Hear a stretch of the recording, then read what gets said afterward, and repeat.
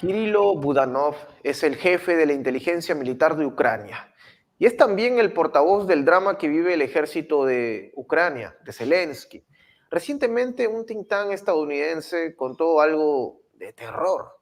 Budanov, en un mensaje de video grabado desde un búnker en Kharkov, señaló que la situación estaba al borde del abismo. Palabras puntuales.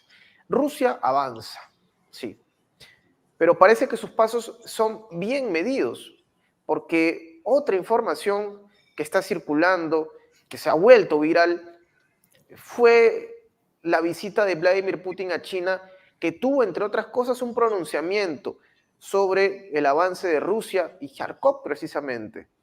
Putin dice, no tomaremos la ciudad, por lo menos no ahora. Cambio de planes, nuevas estrategias. Entendamos que hubo un cambio también en el Ministerio de Defensa ruso. Digamos, se fue Sergei Shoigu, hay un nuevo elemento, una nueva persona a la cabeza. Entonces, parece que la guerra toma un nuevo rumbo. Para hablar de esto, para conversar sobre esto, tenemos un invitado de lujo. Para mí es un honor poder conversar con él en este programa, con Roberto de la Madrid, un periodista de amplísima trayectoria, hoy en día director de Detrás de la Razón, un canal de YouTube. Roberto, bienvenido nuevamente a tu casa, a Prensa Alternativa. Caray, siempre me sonrojas con tu presentación, pero bueno, pues aquí tratando siempre de aportar algo, y quien tiene la última palabra pues son ustedes y el público sobre todo. A tus órdenes. Muchísimas gracias, Enzo, muchísimas gracias a Lorenzo, al Jota también. Gracias, un abrazo a todos, a todo el público, a todo Perú y a todos los que te ven en todo el mundo. Enzo, a tus órdenes. Gracias Roberto. Bueno, a pesar de la gripe que se ha hecho presente porque estamos en un cambio de clima acá en Lima, eso no detiene para nada el programa. Roberto, un lujo conversar contigo y desde luego estos asuntos que al público le interesan bastante. A ver, esta información aparece nada menos que una de las cabezas en lo que refiere la inteligencia militar ucraniana, reconociendo en un video que estaban al borde del abismo. La situación de Kharkov. Tenemos un testimonio de parte de Ucrania, pero también una información que aparece recientemente. Putin llega a China y dice, no tomaremos esta ciudad, no ahora. Entonces aparecen cambios, aparecen nuevos momentos en el conflicto. Roberto, ¿qué mirada tienes sobre estos últimos acontecimientos? Bien, pues muchas gracias siempre por tomar en cuenta nuestra visión que busca, y ese es parte del, no te lo he contado, pero ese es parte del título Detrás de la Razón, que es que lleva dos sentidos, tanto estar detrás de las razones de los protagonistas de esta realidad, ya sea individual, nacional, mundial, y también estar detrás como en persiguiendo, ¿no? Persiguiendo las razones para saber cuáles son las verdaderas intenciones y al final saber qué podemos hacer, esperar y qué podemos interpretar. Gracias por tomarnos en cuenta y antes que nada también un chascarrillo, un chistorino, como se dice en algunos países. Aquí en México se dice que cuando tienes un resfriado te debes de tomar un tequila, porque aunque no te cura, se te olvida. Entonces, pues échate un tequila y así que no te vas a curar, pero se te va a olvidar. Bueno, dicho esto para hacerlo más ameno, mira, a mí me gustaría interpretarlo desde varios puntos de vista. Creo que este video dramático desde un búnker en quién sabe dónde, pero en la región de Kharkiv o Kharkov, que es válido decirlo en cualquiera de las dos fonéticas, lo podemos interpretar de dos formas. Uno, como el reconocimiento auténtico de lo que le está pasando a Ucrania, a sus fuerzas, que se están quedando sin soldados, que se están quedando sin municiones, que se están quedando sin recursos, que incluso se están quedando sin estrategias porque no saben qué hacer, ¿no? Entonces, esa es la primera lectura así de simple, que uno de los, bueno, no uno, sino el más alto mando del espionaje militar de Ucrania y que juega un papel fundamental en esta guerra y en el gobierno de Zelensky, pues nos esté diciendo escondido desde un búnker que está la palabra textual on the edge, que así lo traducen del ucraniano al inglés, al borde, al límite, el abismo, nos reproduce la sensación que tiene tanto el pueblo como las Fuerzas Armadas ucranianas de que ¿y ahora qué va a pasar? Ya no saben qué hacer, y en fin. Pero me encuentro con que horas antes también este señor, el jefe el mismo que grabó su video desde un búnker, también se dirigió en una entrevista en televisión nacional en Ucrania para decir que no se preocupen, que las fuerzas están haciendo lo que tienen que hacer, que no cunda el pánico, sobre todo a la población, que no se asusten, que de hecho es propaganda rusa lo que están diciendo de que han avanzado posiciones. Palabras textuales dijo, no, pues en realidad no es tan cierto. Sí, efectivamente los rusos han avanzado en algunos puntos, pero nuestras tropas les han puesto un alto y está equilibrada, así lo dijo, yo pongo entre comillas, pero dijo equilibrada la situación. Esto también lo podemos encontrar en los diferentes medios, sobre todo en los de Ucrania, en el Kiev Times. ¿Y qué es lo que está pasando? ¿Cómo lo interpreto yo? Bueno, le podemos dar dos lecturas a los mensajes de esta inteligencia, independientemente de lo que esté pasando. Primero, que el mensaje que tú me dices, por el cual me preguntas, es un mensaje directo a los aliados de Estados Unidos y al Congreso de Estados Unidos. ¿Por qué? Porque se está poniendo de víctima y decir, nos vamos a morir, estamos al borde del abismo, si no nos mandan ese paquete de $65,000 millones que se ha tardado, que se empantanó en el Congreso de Estados Unidos por meses y que finalmente ahora lo resuelven aprobándolo, pero necesitamos ya inmediatamente ese paquete de ayuda, de armas, que de hecho Blinken por fin llegó a Ucrania y este jefe del Departamento de Estado dijo que esas armas, que si bien no son las mejores de Estados Unidos, van a hacer la diferencia en el campo de batalla. Así los vienen mareando, así los vienen como, pues no sé si engañando o no, pero los estadounidenses a los ucranianos, y les dan, pero todavía no llega. Entonces creo que el mensaje desde el búnker diciendo que están al filo del abismo es para presionar a las autoridades estadounidenses a que les envíen sí o sí la ayuda y para demostrarle a las autoridades de Europa que necesitan forzosamente la ayuda, si no es que Ucrania se va a hundir. Esa es la primera lectura, porque me pregunto yo, ¿por qué también hace un mensaje casi al mismo tiempo dirigido a la sociedad ucraniana, del cual no se hace tanto eco porque aparece... aparte del think tank que tú nos dices, aparece en primera plana en el New York Times este mensaje del búnker diciendo estamos casi perdidos. El otro no se hace tanto eco, pero también es muy importante analizarlo, de decir, no, sí están avanzando los rusos, pero en realidad son poquitas tropas, son pocos contingentes que están rodeando Kharkov y que su intención es distraer todas nuestras defensas para poder invadir en otro lado, no especifica en dónde, pero en otro lado. Y también en esta misma grabación, en una entrevista, dice este jefe de espías que tienen todos sus recursos ahora puestos en Kharkov para defender, para hacer una muralla de defensa y que no pasen los rusos, y que justamente esto es lo que va a permitir que los rusos se metan por otro lado, pero que la población no debe de asustarse porque lo van a tener todo bajo control y que de hecho en este momento está equilibrada la situación. Entonces son dos mensajes contrastantes que emite la misma persona. Yo leo que uno es para consumo interno, para la población, de decir no se asusten, y el otro es para presionar en desmedidamente a las autoridades del Congreso de Estados Unidos, a las autoridades que están a cargo de llevar la transferencia de armas y la ayuda militar, y presionar sobre todo a las autoridades europeas de que vean, es necesario sí o sí el apoyo a Ucrania. Por otro lado, lo que dices de Putin, me imagino que coincide un poco coincide con las declaraciones de este espía, jefe de espías, me gusta decirle jefe de espías, muy alto cargo en el gobierno de Zelensky, porque probablemente y efectivamente Rusia no quiera invadir Kharkov, sino que es parte de un frente y de un frente estratégico.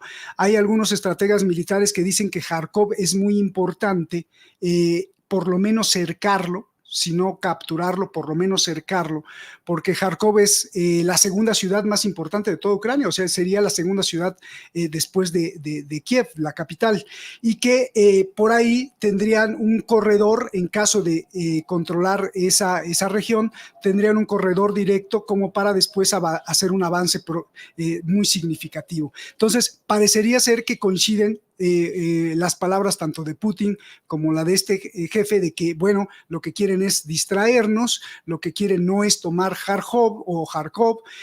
Putin dice no queremos tomar Kharkov, también podría estar adelantándonos medidas preventivas de, bueno, no lo queremos tomar porque en realidad no es nuestra intención es avanzar más hacia el sur o más por la frontera sur, porque estamos hablando de que Kharkov está hacia el noreste, entonces podría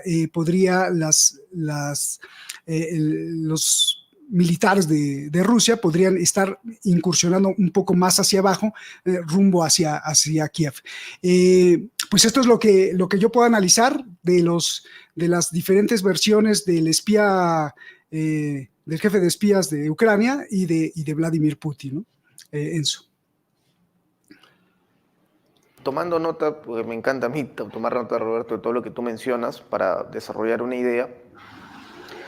Entonces entramos a un terreno en el cual claramente en Ucrania entienden, la situación es calamitosa, entienden que más allá de la visita que pueda haber hecho Anthony Blinken, esto no se traduce en algo tangible, por supuesto, y que desde luego eso obliga a que, por ejemplo, hace algunas horas nada más, Zelensky haya tomado una medida que ya se había impulsado desde luego, se aprobó, que es enviar a los prisioneros a la guerra, que es una medida bastante polémica, Roberto, quizás no es la primera vez que se hace, pero creo que es bastante polémica, ¿no? En este panorama tan complicado, Ucrania decide ahora sí sacar a muchos condenados a prisión para que vayan a combatir al campo de batalla.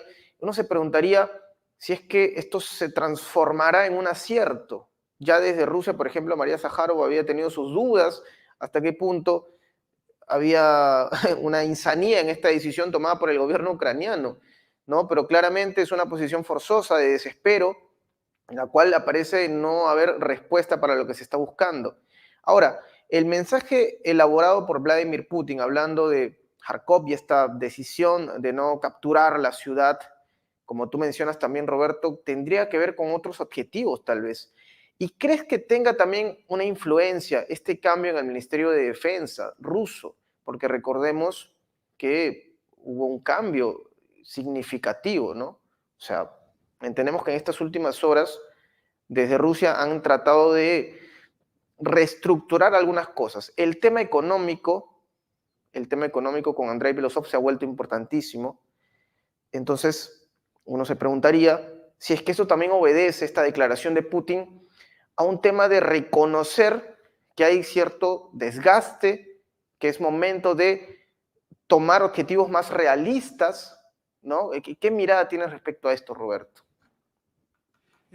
Antes de contestar tu pregunta, me da mucha lástima, me da mucha tristeza, porque no solo son presos en Ucrania, sino he visto fotografías en donde algunas personas ya evacúan Kharkov y van hacia Kiev, por ejemplo, para alejarse de la guerra, sobre todo personas de la tercera edad, viejecitas, y los soldados que están ayudándolas, pues son casi niños, gente sin preparación, con un chaleco que ni les queda, que les queda como por aquí, por el pecho, o arriba del ombligo, con un casco así todo movido. O sea, qué triste porque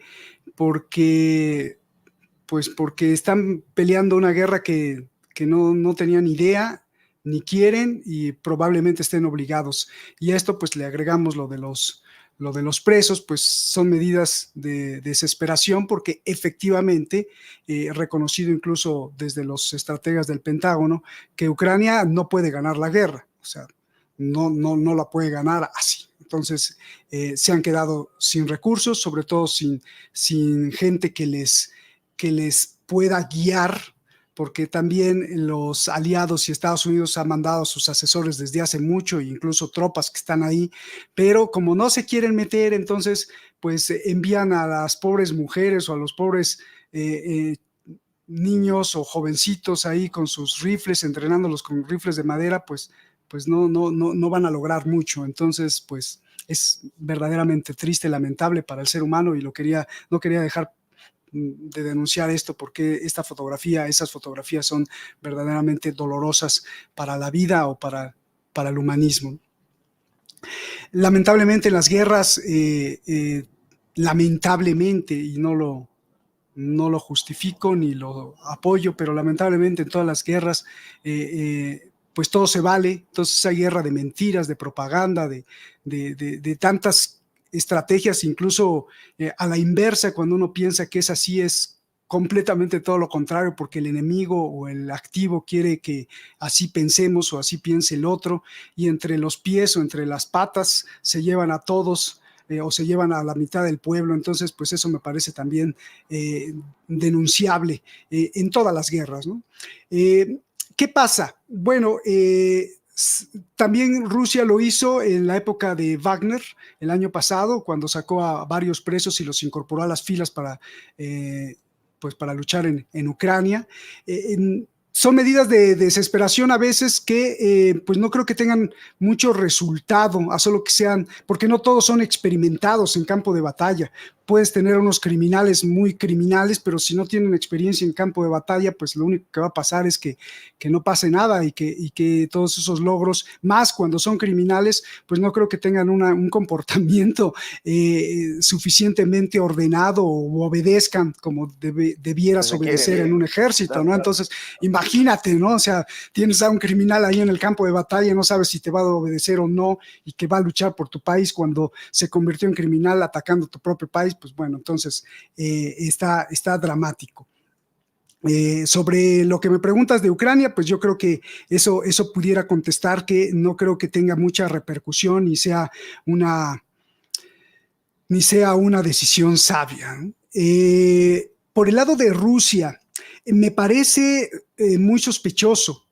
Me parece muy sospechoso porque nosotros hemos estado siguiendo paso a paso, como tú, pues el avance y sobre todo el informe o la información que se genera desde Rusia sobre el avance que tienen en Ucrania.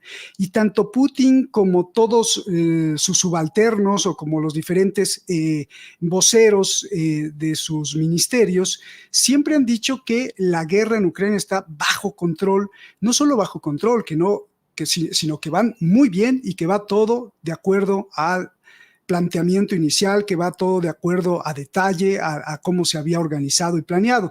Y no solo eso, sino que Putin en la última entrevista, dijo que estaba listísima la triada, es decir, este conjunto de 3 puntos de fuerza nuclear, que es mar a través de sus submarinos y sus barcos, aire a través de sus bombarderos nucleares y tierra a través de todos sus sistemas de misiles, que estaba súper lista para un eventual pues malinterpretación o perversidad de Occidente, y que todo estaba perfectamente. Entonces, ahí me viene la primera pregunta, Enzo.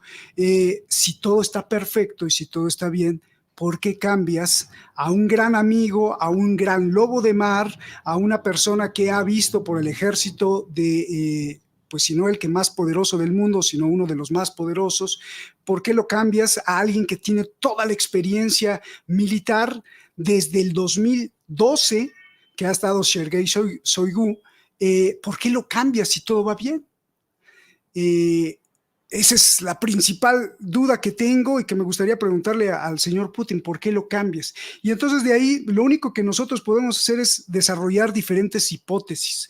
La primera es que Putin pues puede ser, como es un gran estratega y tiene inteligencia de la KGB, pues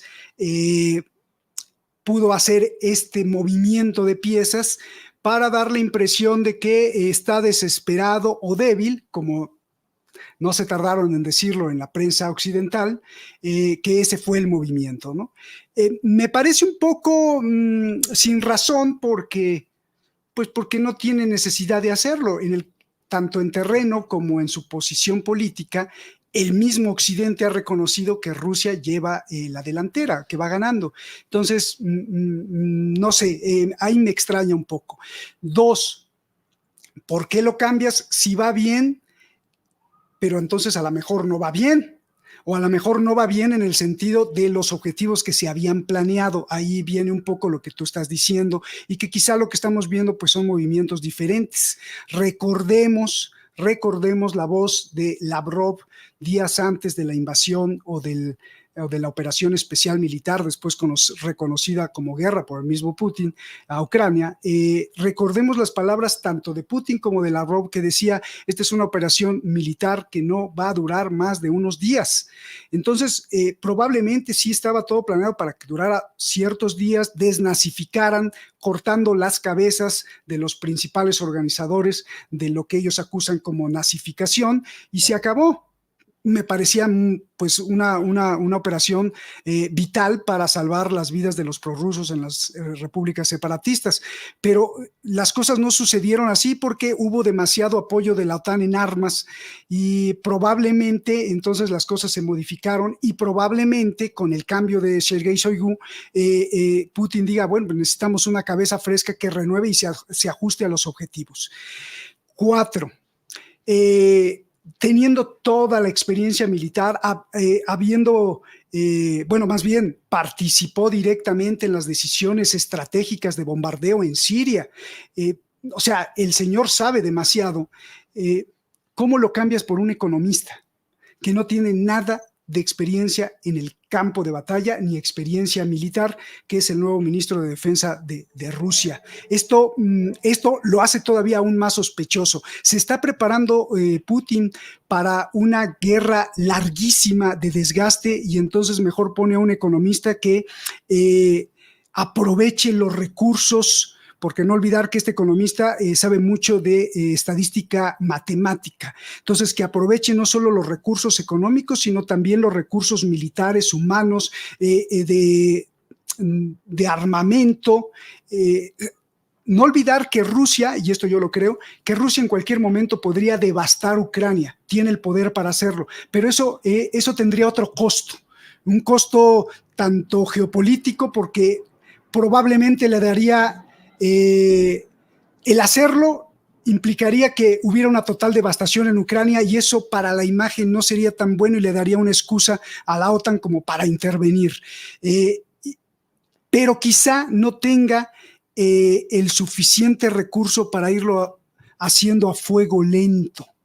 Entonces, por eso es que pone en el Ministerio de Defensa a un estratega estadístico de recursos, es decir, economista. No tiene nada que ver con lo militar, pero sí tiene que ver con el aprovechamiento máximo de los recursos económicos, y dentro de la economía no solo son dólares o rublos, sino también recursos humanos, recursos energéticos, abastecimiento de combustible para todas las tropas en el campo de batalla, abastecimiento de armamento, abastecimiento de municiones, y pone a un gran, porque es un gran estratega económico, debido a que en los últimos años se ha desempeñado como el asesor más personal de todas las finanzas de la Federación Rusa al lado de Putin. Y que además, y esto me lleva a otro lado, ¿será que Putin está viendo a largo plazo una guerra de desgaste, pero además está pensando también en una sucesión? ¿Por qué lo digo? Porque el nuevo ministro de Defensa, que era un ministro de desarrollo y que pensaba en la cuestión económica, también lo hizo Vladimir Putin con su poder hace unos años, el primer viceministro, debido a que su primer ministro tuvo que separarse del cargo y este sería el segundo en poder después de Putin. Y parece ser que la amistad y la cercanía, pero sobre todo la confianza que Putin tiene en este señor es máxima. Así que podrían ser dos jugadas o un tiro para matar a varios pájaros al mismo tiempo. Tener una estratega de economizar todos los recursos y aprovecharlos al máximo, y además preparar el gobierno para que en un eventual desaparición, deceso, o que ya Putin diga, bueno, ya me cansé, pues tenga a quien lo pueda suplir en el mando, y que no sea justamente alguien de las Fuerzas Armadas, para no interpretar que se le puedan revelar, porque no hay que olvidar, Enzo, que dentro de las Fuerzas Armadas hay un sector muy duro que está presionando a Putin con aplastar completamente Ucrania y con mandarle un misil, incluso nuclear, a Occidente para callarles la boca de una vez. Entonces, quizá poniendo a este señor, que es un civil, pueda controlar más esa disidencia, tanto interna como los retos que se plantea la guerra de Ucrania, que Putin, como estratega, lo puede estar viendo a largo plazo en una guerra de desgaste. Va a decir, estos socios o enemigos de la OTAN parece que no entienden y están dispuestos a seguir financiando y a seguir financiando y a seguir financiando. Sabe muy bien Putin que no van a atacar a Rusia, pero el punto de estar financiando y dándole armas a Ucrania, pues nos puede llevar más años de desgaste y de muerte también de soldados rusos, y de imposibilitar un avance como ellos quisieran. No sé si te contesto eso. Muy interesante lo que conversamos, Roberto, porque se me vienen muchas cosas a la cabeza. A ver, claro, tenemos este panorama, ¿ok? Sabemos, por ejemplo, esta información que llega siempre a nuestra central, que Belousov precisamente llega como un gestor, pero también llega con la necesidad de ir rodeándose porque entendemos que actualmente, vamos, en la gestión de Shoigu, el viceministro de Defensa terminó, bueno, tras las rejas, ¿no? Acusado de soborno, hay una prisión preventiva de por medio, el señor Ivanov, pero la pregunta que también aparece, Roberto, y lo vamos a conversar seguramente en breve, es, tal vez el terreno va quedando libre, llano, para que aparezca Surovikin, el general Armagedón, como un viceministro. Hay varias teorías que se van a ir construyendo a partir de esto.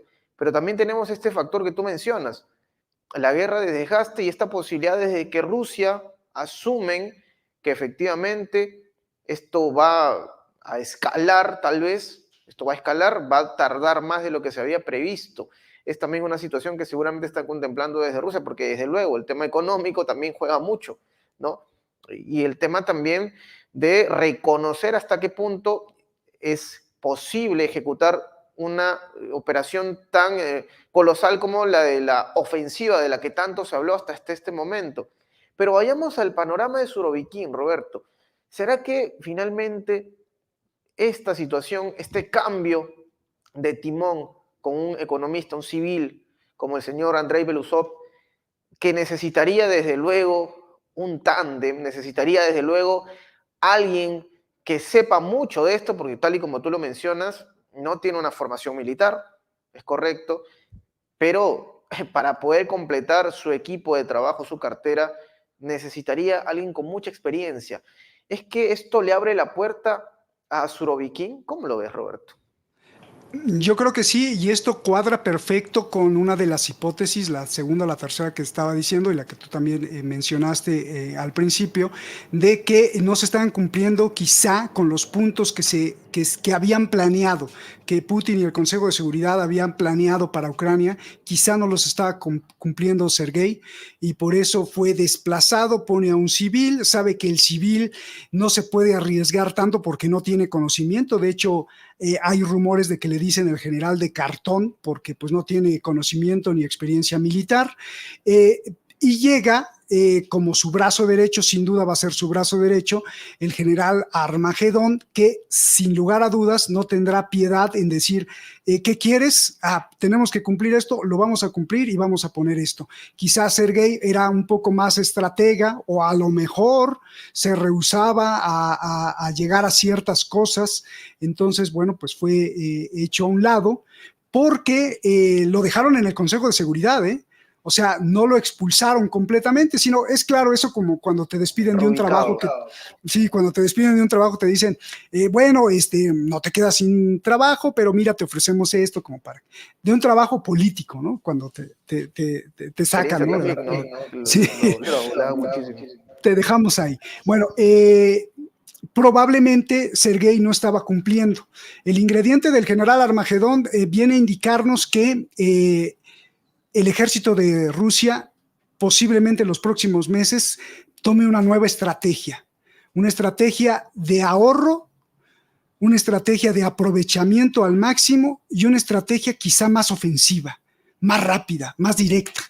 No avanzar por tantos frentes, y esto cuadra también, hace match con lo que dice Putin, no es nuestra intención pues invadir Kharkov o tomarla, sino que son nada más movimientos tácticos mientras reconfiguran la estrategia militar que sin duda, si es que el señor Armagedón se hace cargo, sin duda va a ser más rápida, más agresiva y con la cabeza del ministro que es matemático, estadístico, financiero, más aprovechable, sin desperdiciar tantos recursos. Y eso que ya no tienen, pues a Prigozhin, ¿no? También se decía que por ahí que Prigozhin, pues, había enfadado demasiado a Putin vía Sergei Shoigu, que no previó Sergei que pues que este señor se podría rebelar, que lo podría hacer quedar mal, que podría ir en una caravana militar en su propio país hacia Moscú, y que pues ya le tenía ganas Putin, pero esa es como una tesis, una hipótesis como pues ya de octava, pero podría ser que ahora que cambia de mandato y entra a su quinto periodo, pues dice, ¿sabes qué? Ya se acabó y viene otro, pero eso no lo creo, pero lo que sí creo es que las estrategias militares Putin las está cambiando y por eso definitivamente puso a otro ministro de defensa y por eso es que tenemos informaciones de que el general Armagedón viene en camino. Viene con sed de revancha también de repente. Entendemos que hubieron muchos cuestionamientos en su momento sobre la lealtad de Surovikin, ¿no? Tan ligado a Prigozhin. Para muchos esta sería una oportunidad que desde luego va a ir concatenada también con cómo se vaya desarrollando. El terreno militar está bastante empantanado, entendemos. Lo que está ocurriendo en Ucrania ha sido parte, creo yo también, de una obsesión por parte de la alianza de la OTAN y con Surovikin en el frente, tal vez se rememoren tiempos como los de Siria, ¿no? Una persona que mostró precisamente su impacto, su don de mando, su estrategia. Es como una especie de cerebro en el fuero militar. Surovikin entonces podría acercarse. Ahora, hay otro factor, Roberto, que es crucial conversarlo porque ha pasado esta semana y en política, vamos, no hay casualidades.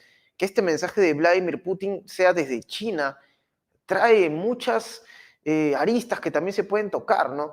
Porque claro, llega Vladimir Putin a China, algunos quizás interpretan este mensaje de Putin como moderación, tal vez una intención de negociar en un futuro con Ucrania, ¿no? Hablar de Kharkov y esta posibilidad de no tomar la ciudad.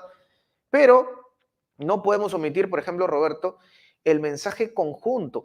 Fue un mensaje de 7.000 palabras aproximadamente, según nos informamos, que emiten tanto Vladimir Putin como Xi Jinping, que hacen una mención bastante puntual. Armas nucleares estadounidenses, no, niet, con nosotros no. Es un mensaje muy claro de parte de China y Rusia, un mensaje dirigido a Estados Unidos, a Occidente. ¿No será tal vez, Roberto, un presagio? Porque si es que el conflicto escalase, si la OTAN definitivamente, no vemos el futuro, pero si la OTAN decidiese entrar formalmente con la bandera azul, ¿no? Y Rusia, desde luego, tendría que emplear una táctica de respuesta, una táctica defensiva de repente, no sé, ofensiva, dependiendo del contexto. China aparecería tal vez como un personaje inesperado. ¿Cómo ves esta situación? Porque el mensaje que llega de Putin es precisamente desde China, una visita ocurrida hace unos días nada más, que podría cambiarlo todo. ¿Cómo ves el factor China, Roberto, en esta historia, en el conflicto que se está desarrollando en Europa? El factor China creo que lo veo muy importante, pero antes de llegar a la cuestión nuclear desde el factor China, me gustaría aclarar que creo que es muy importante China, pero para Rusia en el sentido de, y cerrar la idea anterior que incluso tú iniciaste de la guerra de desgaste, que Putin creo que como estratega sí ve que la guerra en Ucrania va a ser una guerra muy larga y de desgaste, y que justamente por eso va a China. Últimamente ha ido muchas veces a China y va a China no solamente a sacarse la foto, ni a decir, ni a abrazar a Xi Jinping, ni a darse la mano, sino va a China más que nada a pedir apoyo económico. ¿Por qué va a pedir apoyo económico? Pues porque China es un monstruo económico y porque China está dispuesto a ayudar a Rusia, sobre todo y más que todo por antagonía hacia Occidente y hacia su cabeza Estados Unidos. Otra de las cuestiones que nos indican que esto podría ser una guerra de desgaste y no una incursión de la OTAN son las palabras de hace 5 o 6 horas del propio máximo general, comandante supremo de la OTAN, y de otro comandante de ahí de la OTAN, que no recuerdo el nombre, pero el comandante supremo de la OTAN dijo que Rusia sí ha hecho avances, pero que no tiene ni el personal ni los recursos para hacer una invasión estratégica o un avance muy significativo que pueda demostrar una victoria. Esto nos está hablando de que la OTAN por lo pronto no va a intervenir con la bandera. Y también, de alguna forma, porque hay que entender que todos los bandos de alguna forma nos enseñan o nos muestran la verdad a medias. Es decir, la OTAN pues normalmente miente, pero a veces también nos da algunos ingredientes que son verdaderos. No los da completo, pero nos dice ciertas cosas. Pero hace también sentido con lo que dice Putin: no vamos a invadir. Y hace también sentido con el cambio de ministro de Defensa, y hace también sentido con la llamada al general Armagedón.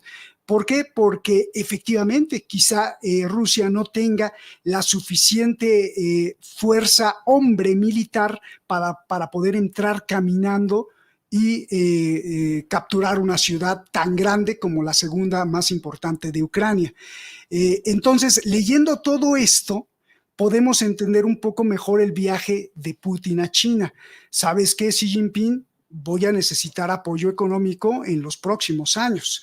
Y por supuesto que China, de acuerdo a su modelo que ha seguido en todo el mundo, por supuesto que China está muy contenta de apoyar a Rusia, más porque es un compañero que va a servir demasiado para su objetivo mundial, que no es ganar la guerra en Ucrania, que no es aplastar nuclearmente a Occidente o Estados Unidos, sino que es tratar de cambiar el modelo geoeconómico. Y Rusia, si no tiene el aliado Rusia, que sería el aliado más poderoso después de China y el más poderoso ante cualquier otro de los BRICS, China no estaría tan sólida o no se aventaría a esa tarea de tratar de cambiar el sistema geoestratégico, geoeconómico del mundo por una dependencia menor al dólar. Entonces, es muy importante el peso militar que tiene Rusia y el peso geográfico que tiene Rusia y la presión militar que está haciendo a Occidente para China para poder cambiar el modelo geoeconómico. Más de armas nucleares, yo creo que va por ahí. Entender ese mensaje. El de Putin hacia China es: apóyame económicamente, y el de China hacia Rusia es: ok, yo te apoyo, pero sí voy a necesitar tu incondicionalidad en el sentido de que estamos juntos en esto, no en la guerra de Ucrania, estamos juntos en tratar de cambiar el monopolio económico, monetario que tiene hasta ahora Estados Unidos. Creo que va por ahí. Antes de aventar cualquier arma nuclear o de defender a Rusia nuclearmente, porque incluso yo llegaría a dudar que China se meta a una confrontación nuclear con Occidente para defender a Rusia. No le veo mucho la conveniencia si se trata de proteger al pueblo chino, Enzo, porque yo creo que sí va a defender con todo lo que pueda China a Rusia, pero no al grado nuclear, porque eso afectaría primero a la humanidad entera. Si ya estamos hablando que China se mete a ayudar nuclearmente a Rusia, pues estamos hablando de que se devastó todo el mundo. No le convendría al pueblo chino, más cuando la proyección de Xi Jinping en estos últimos años es velar por la humanidad, ser pacífico, no usar la disuasión militar para aplastar al enemigo, llevar a la conciliación y a la negociación. No lo veo por ahí si es que está respetando todos estos lineamientos y sobre todo si es que está respetando la idea máxima del Partido Comunista Chino, que es la protección del propio pueblo chino. Yo creo que sí apoyaría a Rusia, pero no en la cuestión nuclear. Y además que se le caería a uno de los socios principales. No hay que olvidar que China pues está muy contenta de hacer alianza con los BRICS, sobre todo con Rusia. De ahí sale la idea entre China y Rusia, pero pues finalmente el que, por allá se metió el perro, pues finalmente el peso más fuerte económico es de su principal cliente, que sigue siendo Estados Unidos, y tampoco le conviene que Estados Unidos quede devastado, sino después quién le va a comprar, ¿no? Sí, tiene más gente, pero no es el punto. No, de hecho, eso es algo que nosotros tratamos de resaltar, Roberto, que entendemos que sí hay digamos, un enfrentamiento diplomático, hasta cultural, si se quiere, pero a pesar de las diferencias que puedan haber entre China y Estados Unidos, siguen siendo socios. Ese es un punto también a mencionar, no desconozcamos esto, ¿no? Y de hecho, China también tiene intereses muy fuertes con México, también es un socio importantísimo de México. Y te adelanto, te adelanto. Yo estoy viendo una estrategia china muy inteligente. Está tratando de convertir a México en un Taiwán, pero porque ya vio que Estados Unidos quiere convertir a México en un Taiwán, pero entonces ha invertido demasiado en la frontera mexicana hacia Estados Unidos con empresas chinas, de tal manera que exporta a México, pero en realidad es capital chino, montando empresas y manufactureras, fábricas de mucha maquila, porque no deja de vender a Estados Unidos vía México.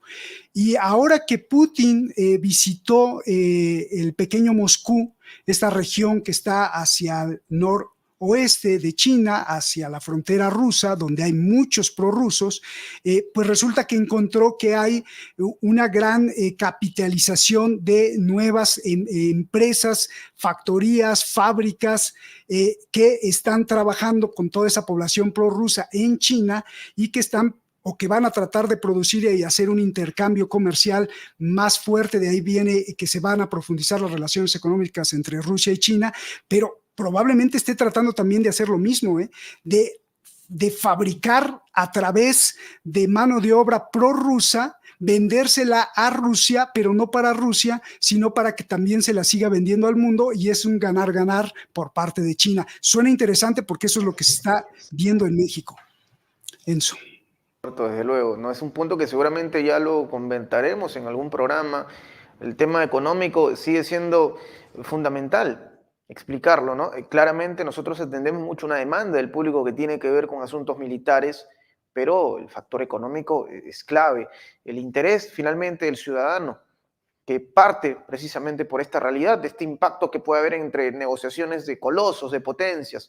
Todo finalmente se vuelve parte de la cotidianidad a la larga, porque todo va a generar un impacto. Desde luego también quiero hacer una pequeña observación sobre lo que mencionabas, Roberto, de cómo es que, claro, esta asociación Rusia con China tiene efectivamente para China objetivos claramente comerciales y económicos, y también entendiendo un punto, ¿no? Porque Rusia si es que acude a China con esta necesidad de poder sostener este conflicto, vamos a decirlo así, convencional, nos habla también de que es muy probable que en Rusia no contemplen por ahora, y que sería una locura también, el hecho de hacer uso de armas nucleares, llevar, digamos, la guerra a un terreno irreversible. Entendemos que va a ser así cuando esto ocurra. Rusia, a pesar de las provocaciones, entonces busca claramente que esto se sostenga, por supuesto, en el plano convencional.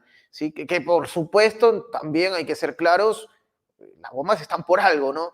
Si es que llegan a provocar un escenario devastador, bueno, están ahí puntualmente, ubicadas en algún espacio, lugar desconocido, pero que esperemos no llegue ese día que este conflicto llegue a escalar este nivel, ¿no? Que desde luego ya al ser un conflicto, Roberto, creo que es lamentable porque seguimos hablando de pérdidas mortales, pero esperemos se pueda resolver muy pronto. Roberto, ha sido un honor haber conversado contigo y me gustaría, para redondear este diálogo, que nos dejes una reflexión, algo que involucra sobre todo a nuestro público. Tenemos mucho público, Roberto, que sigue fielmente también tu canal, Detrás de la Razón, y que espera precisamente este momento del programa porque eres un hermano para nosotros, ¿sí? Somos Gracias, parte de la Patria igualmente. Grande y siempre va a ser un honor, un privilegio escuchar a alguien con tu trayectoria, sobre todo del lugar donde estás, ¿no? Evidentemente me refiero al lugar, a los años que has llevado a cabo esta carrera noblemente que es el periodismo, Roberto. Así que para mí es un privilegio poder escucharte y por favor, déjanos una reflexión, te lo pido. Pues creo que es momento y quizás sea de los últimos momentos o últimas oportunidades para todos nosotros. Justamente hablando de las armas creo se inventaron para proteger o asegurar la riqueza. No la riqueza del pueblo necesariamente, sino la riqueza de algo que se llame país, corporación, egoísmo o lo que sea, pero asegurar la riqueza. Esto nos indica que finalmente la riqueza es mucho más importante que las armas, ¿no? Las armas solo son para defender la riqueza. Si a China le quitamos el cliente Estados Unidos y le quitamos el cliente Unión Europea, pues sí, le van a comprar muchos otros, pero la cantidad de miles de millones de dólares que le generan la Unión Europea y Estados Unidos es muchísimo, muchísimo dinero. Teniendo en cuenta esto y dicho esto, hay que pensar en América Latina. Es decir, mientras los latinoamericanos estamos viendo cómo los grandes poderes, las grandes corporaciones, los capitales transnacionales sin patria se están disputando el mundo, se están disputando el recurso, nosotros no nos podemos quedar, como decía mi abuelita, como perrito en carnicería, ¿no? Viendo el filete para un lado y para el otro. Es tiempo de que todos los latinoamericanos, de alguna u otra forma, presionemos a nuestras autoridades para que nos dé mayor apoyo a la creatividad y podamos tener más empresas. Si no nos los da el gobierno, es tiempo que nosotros mismos desarrollemos esa creatividad. Tenemos mucha gente valiosa, tenemos muchos estudios en nuestras plantas, en nuestra medicina prehispánica, en el campo de la biotecnología tenemos a mucha gente destacada en Perú, en Argentina, bueno, no sé bien en Perú en ese sentido, pero en México, en Argentina, en Colombia, en el campo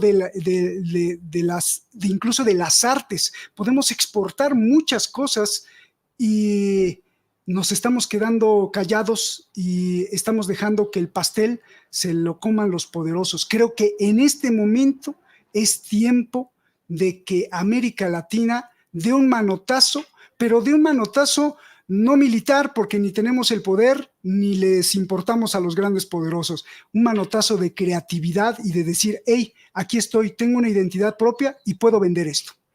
Enzo. Muy buenas palabras, Roberto, las respaldo y desde luego comparto con nuestro público que entendemos también las sabrá valorar, es importante entonces, somos la patria grande, no lo olvidemos. Roberto, ha sido un privilegio y por favor invita al público, ¿dónde te podemos encontrar, querido Roberto de la Madrid? Pues ustedes solo tienen que teclear Detrás de la Razón y compartan, comenten, que de eso se trata. Simplemente les agradezco siempre el favor de su atención y estamos en la batalla. Enzo. Roberto, nosotros es un honor poder conversar contigo. Detrás de la razón, ingrese en la descripción de nuestro video al canal de Roberto de la Madrid, suscríbase, comente, comparta, denle me gusta a sus videos, sus contenidos que son bastante enriquecedores, se los recomiendo. Y también suscríbanse a este canal, Prensa Alternativa, comenten, Por compartan supuesto. también, que es totalmente gratis. Y seguiré tu consejo, Roberto, terminando el programa, un tequila para poder liberar un poco la congestión. No viene mal, tequila bien, pero bien potente, sí.